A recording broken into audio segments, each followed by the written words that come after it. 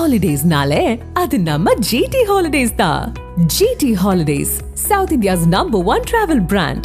You know you are special when you're with GT Holidays. Ukraine தலைநகர் மீது Russia நடத்திய ஏவுகணை தாக்குதலில் 23 பேர் கொல்லப்பட்டதற்கு ஐரோப்பிய தலைவர்கள் கடும் கண்டனம் தெரிவித்துள்ளனர். உக்ரைன் தலைநகர் கிவ் மீது ட்ரோன்கள் மற்றும் ஏவுகணைகள் மூலம் ரஷ்யா மிகப்பெரிய தாக்குதல் நடத்தியது.